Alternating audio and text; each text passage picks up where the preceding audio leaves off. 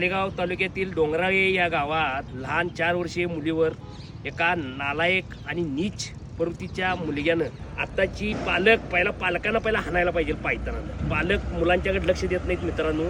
त्याच्यामुळे ही नालायक लवडे ही असली छपरी पोरं हे असलं कृत्य करतात. काय मग बरोबर आहे? बरोबर आहे. तर अशा पालकांना पण मी एक आव्हान देतो, आपल्या मुलांना ग्राउंडचा नाद द्या, अभ्यास शिक्षणाच्या लक्ष द्यायला हवा. ही अशी छपरी पोरं हे असलं कृत्य करतात मित्रांनो. आणि त्या मुलगीला, त्या यज्ञा बाळाला आमच्या कृष्णेच्या वाघातर्फे भावपूर्ण श्रद्धांजली. आणि तो नीच मुलगा विजय खेरणार नालायकाचं नाव पण आम्ही तोंडातनं घेऊ वाटत नाही.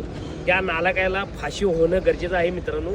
आणि मी या कायद्याला पण सांगतो, त्या नालायक पोरग्याला फाशी त्यांच्या गावामध्ये क्रेनला अडकवून द्यावी, ही माझी हे आहे. कृष्णेच्या वाघेतर्फे ही आमची इच्छा आहे. हे बघा, आत्ता ज्या मुलग्यानं त्या 4 वर्षाच्या चिमुकलीवरची काय बलात्कार केला, त्याला गावात आणून जाग्यावर फाशी द्यायला पाहिजे आणि क्रेनला लावायला पाहिजे. आणि क्रेनला लावून असं लोंबकाळा ठेवायला पाहिजे. आणि पहिला त्याचं कट करायला पाहिजे. कट, हा, त्याचं सामान कट करून त्याच्या बाच्या गळ्यात अडकवायला पाहिजे मित्रांनो. तू तुम्हाला याला लाज वाटत नाही का? त्याच्या आईला 4 वर्षाच्या चिमुकलीला काय कळतंय? पालकांना आव्हान करतो, आपल्या आपल्या मुलांच्यावर लक्ष द्या. व्यायामचा नाद लावा, त्यांना अभ्यासाचा नाद लावा. मी एवढंच मी प्रत्येकाला सांगतो आणि प्रत्येकाला सांगत आलोय मित्रांनो.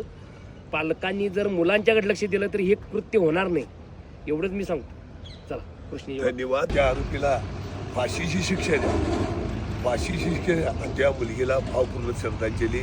काय